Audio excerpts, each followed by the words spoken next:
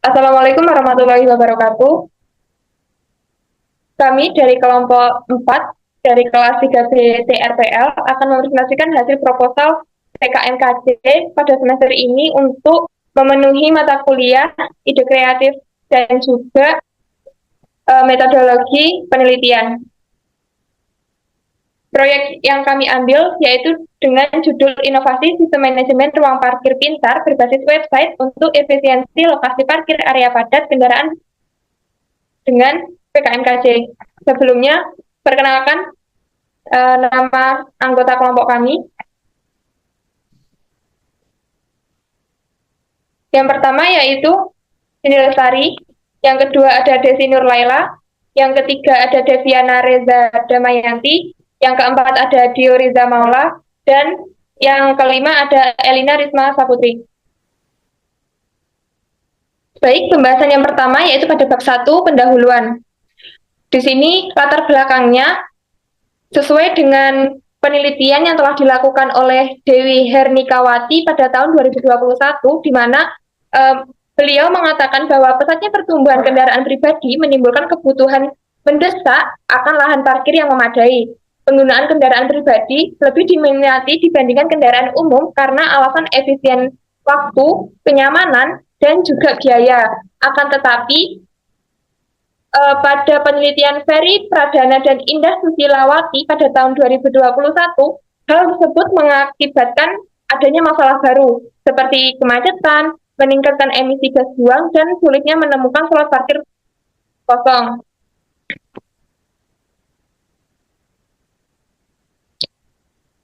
Selain itu, pada penelitian yang dilakukan oleh George Reynaldi Cotten dan kawan-kawan pada tahun 2023, mengatakan bahwa penerapan teknologi Internet of Things atau IoT melalui Smart Parking System menawarkan solusi yang inovatif dengan menggunakan sensor, kamera ANPR, lampu LDC, dan juga kode QR. Sistem ini mempermudah pengendara dalam menemukan parkir kosong, melakukan pembayaran, serta meningkatkan keamanan.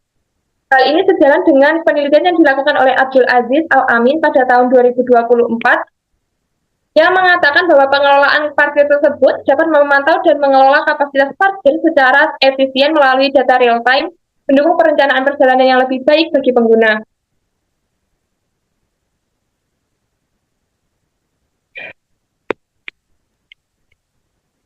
Untuk rumusan masalahnya, yaitu ada 3. Bagaimana cara meningkatkan efisiensi pencarian tempat parkir kosong bagi pengendara motor di area parkir umum yang padat? Yang kedua, bagaimana sistem parkir berbasis barcode dapat membantu pengelola dalam memantau ketersediaan slot parkir secara real-time di setiap blok? Untuk yang ketiga, bagaimana penerapan sistem parkir cerdas berbasis barcode dapat menciptakan suasana parkir yang lebih tertib, aman, dan nyaman bagi pengguna dan pengelola parkir. Untuk tujuannya sendiri, yaitu yang pertama, meningkatkan efisiensi dalam proses pencarian tempat parkir bagi pengendara motor, sehingga mereka dapat menemukan lokasi parkir yang kosong dengan lebih cepat dan mudah. Yang kedua, membantu pengelola parkir dalam memantau dan mengelola kapasitas parkir di setiap blok secara real time, sehingga pengelola parkir menjadi lebih dan efektif. Yang ketiga, yaitu menciptakan lingkungan yang tertib, aman bagi semua pengguna dengan meminimalkan penumpukan dan mengurangi resiko kehilangan serta kejahatan di area parkir.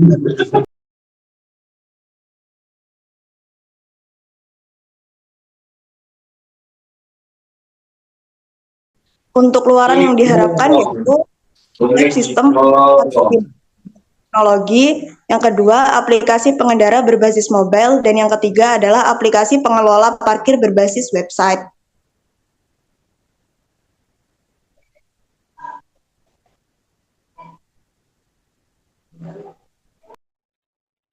Yang berikutnya yaitu manfaat. Yang pertama, pengendara motor dapat dengan cepat dan mudah menemukan lokasi parkir yang kosong, mengurangi waktu yang dihabiskan untuk mencari tempat parkir. Berikutnya yang kedua, pengelola parkir dapat memantau dan mengelola kapasitas di setiap blok secara real-time, yang memungkinkan mereka untuk mengambil keputusan yang lebih tepat dalam mengatur lahan parkir. Berikutnya yang ketiga, Dengan sistem yang efisien, kendaraan di area parkir dapat diminimalisir dan menciptakan lingkungan yang lebih tertib dan aman.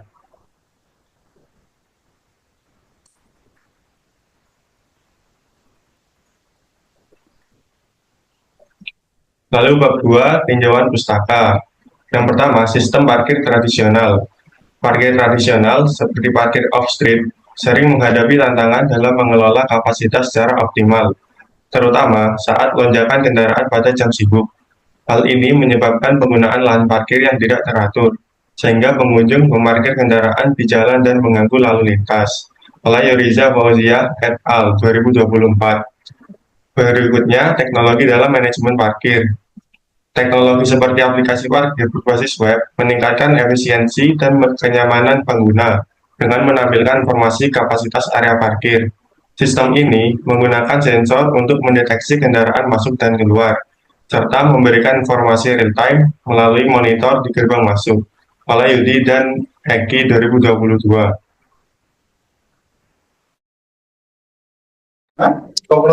Selanjutnya yaitu penggunaan barcode dalam sistem parkir. Sistem parkir berbasis barcode dengan integrasi QR Code memberikan solusi efisien bagi pengguna untuk menemukan tempat parkir dan melakukan pembayaran dengan mudah melalui perangkat mobile. Menurut Fauzan et al. 2024. Manfaat sistem parkir cerdas tidak hanya menguntungkan pengendara, tetapi juga pengelola parkir. Sebuah studi oleh Nur Joko et al. 2024 menunjukkan bahwa sistem parkir berbasis website menyajikan solusi yang efisien untuk masalah parkir. Sistem ini memudahkan pengguna dalam menemukan, mengelola, dan mengurangi risiko kehilangan kendaraan di tempat parkir.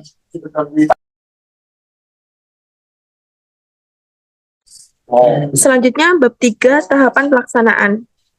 Yang pertama, pengumpulan data.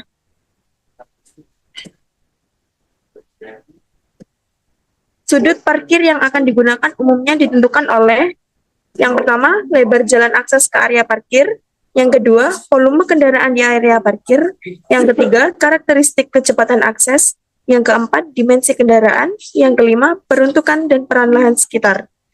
Sistem parkir otomatis dirancang untuk menciptakan area parkir yang nyaman dan aman, dengan mengatur ruang bebas kendaraan pada arah lateral, samping, dan longitudinal depan untuk memastikan pintu kendaraan dapat dibuka tanpa beraturan. Dilengkapi dengan kamera pintu masuk untuk menangkap gambar kendaraan dan pengendara yang dapat diakses oleh admin secara real-time. Setiap blok parkir memiliki pemindai barcode untuk memvalidasi lokasi parkir dan memberikan notifikasi kesalahan parkir melalui aplikasi mobile. Aplikasi pengendara menyimpan data pribadi, barcode, status parkir, dan estimasi biaya. Sementara admin dapat memonitor foto pengendara, status parkir, dan notifikasi kesalahan melalui website pusat kontrol.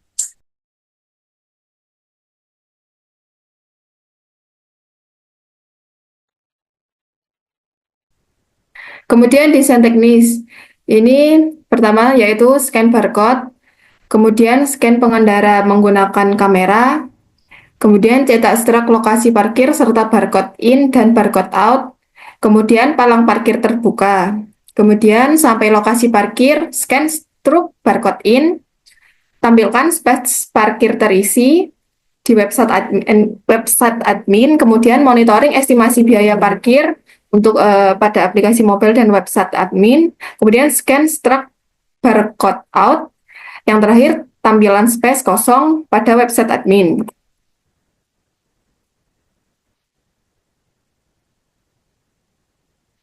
Selanjutnya, pembuatan produk.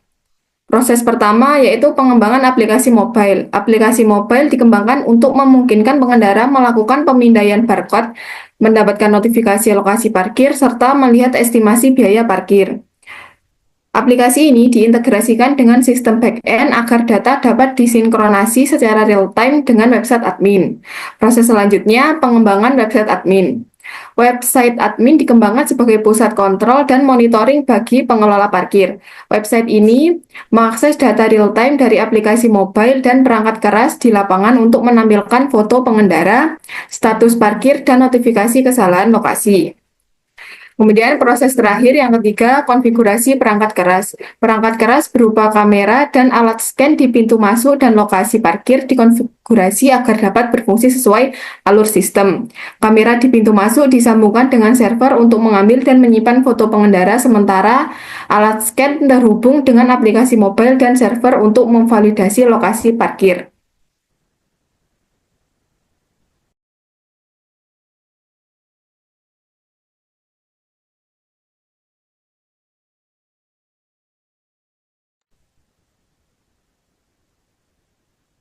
Yang selanjutnya yaitu pembahasan pada bab 4, biaya dan jadwal kegiatan.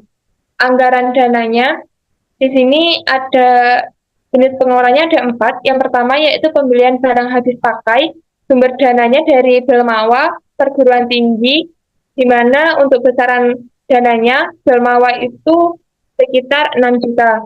Lalu untuk jenis pengeluaran kedua yaitu sewa dari Belmawa dengan besaran dana 1 juta, dan dari perguruan tinggi sebesar 500. Lalu jenis pengeluaran ketiga yaitu tempat, sumber dana dari Belmawa sebesar 1.500.000, perguruan tinggi 500. Dan untuk jenis pengeluaran lain-lain, sumber dana dari Belmawa besaran dananya 250 dan juga perguruan tinggi 250, sehingga besaran dana secara keseluruhan yaitu sekitar 10 juta.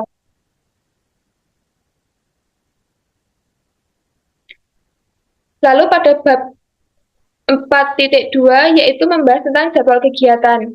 Di sini ada 6 kegiatan. Yang pertama yaitu kegiatan studi literatur yang dilaksanakan pada bulan pertama sebanyak 2 minggu, di mana penanggung jawabnya yaitu Seni Lestari. Lalu di kegiatan 2 yaitu perencanaan desain yang dilakukan selama 3 minggu pada bulan 1 dan bulan 2, di mana penanggung jawabnya yaitu Deviana Reza Damayanti. Kegiatan ketiga yaitu perancangan alat yang dilaksanakan selama 4 minggu, pada 2 minggu pada bulan kedua dan 2 minggu lagi pada bulan ketiga. Maaf, untuk perancangan alat ini dia dilaksanakan selama 4 minggu, di mana 3 minggu itu dilaksanakan pada bulan kedua dan 1 minggu pada bulan ketiga. Penanggung jawabnya Dio Riza Maula. Untuk kegiatan keempat yaitu uji coba sistem yang dilaksanakan selama 3 minggu, yaitu pada bulan ketiga. Penanggung jawabnya Elina Risma Saputri. Untuk kegiatan evaluasi dilaksanakan 2 minggu, pada 2 minggu pertama bulan keempat, yaitu penanggung jawabnya Devi Nurlaila. Dan kegiatan terakhir yaitu laporan pada 2 minggu terakhir bulan keempat, penanggung jawabnya Seni Lestari.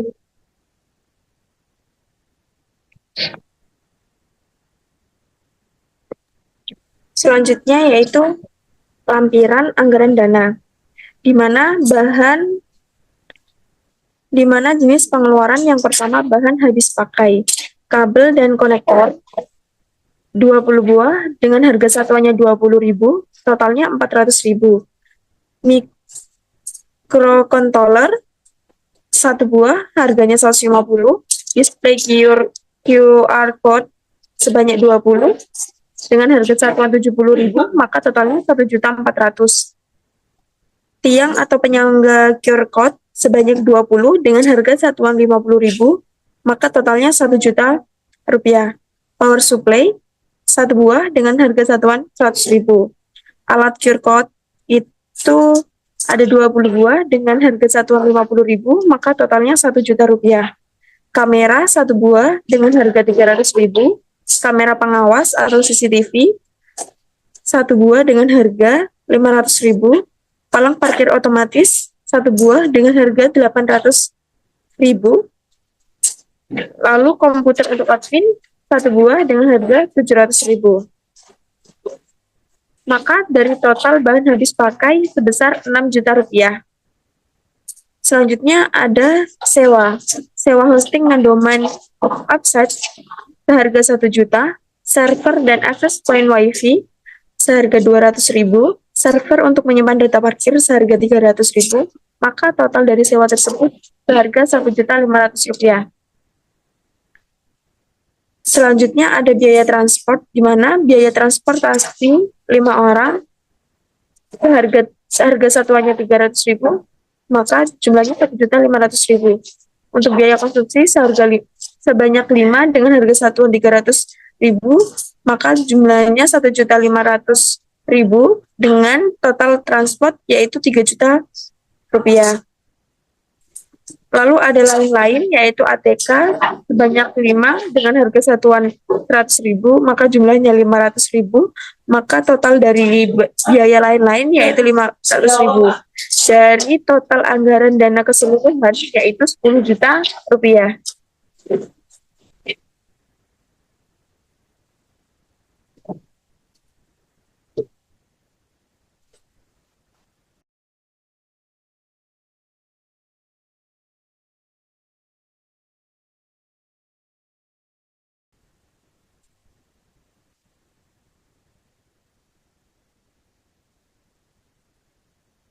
Seiran ketiga, susunan organisasi tim kegiatan dan pembagian tugas. Yang pertama, Cindy Lestari dengan NIM 362258302061.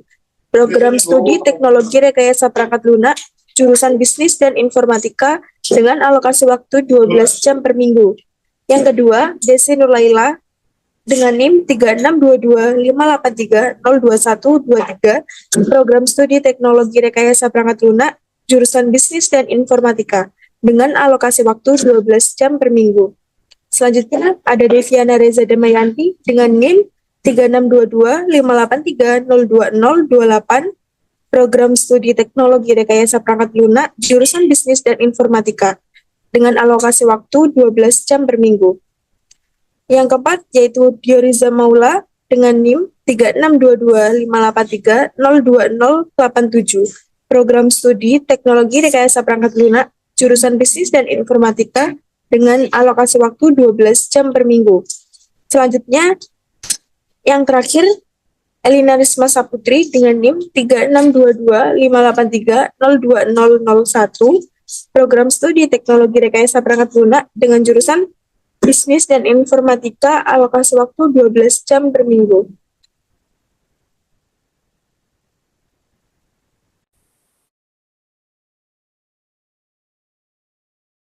Berikutnya lampiran 5, yaitu gambaran teknologi.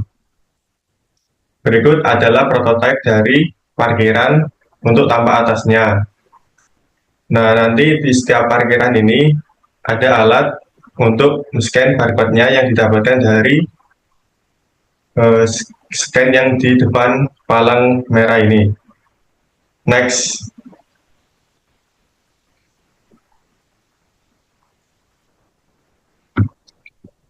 Berikut prototipe parkiran dari tampak belakang. Next.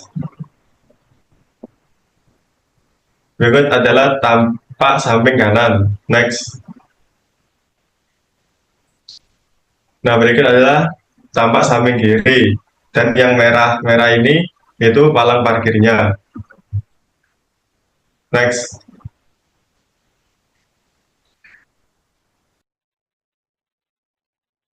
Kemudian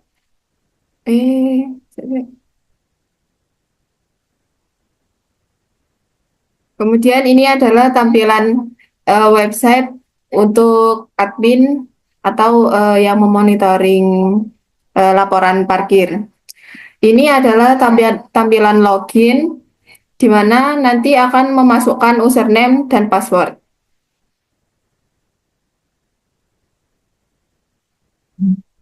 Kemudian ini adalah tampilan website halaman dashboard. Di sini ada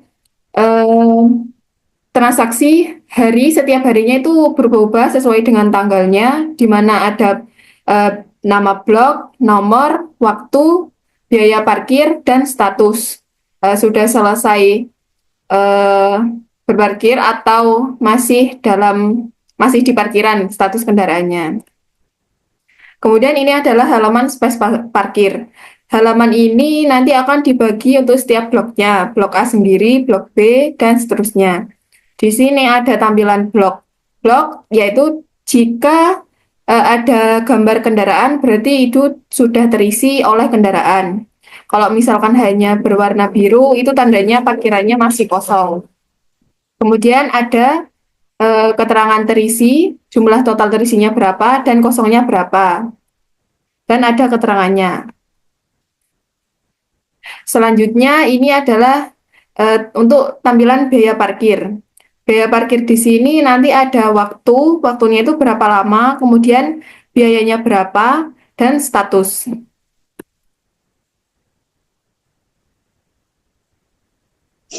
Let's go. Untuk tampilan mobile sendiri, di sini ada register, login, dan data diri. Dalam register, pengguna perlu memasukkan nama lengkap, nomor telepon, alamat, username, dan password. Setelah data-data dilengkapi, pengguna login menggunakan username dan password yang telah dimasukkan sebelumnya. Setelah itu, tampilan akan pada data diri yang berisi nama lengkap, telepon, alamat, dan kode QR yang didapatkan.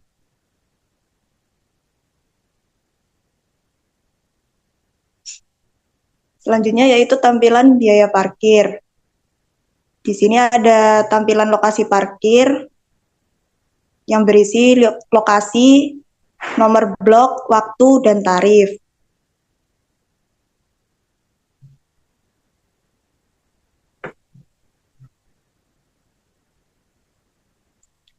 Selanjutnya, tampilan jika sudah selesai parkir, maka tampilan akan seperti ini untuk melakukan pembayaran.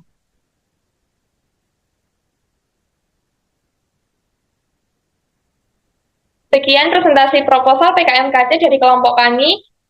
Mohon maaf jika ada salah kata, dan terima kasih atas perhatian Anda. Wassalamualaikum warahmatullahi wabarakatuh.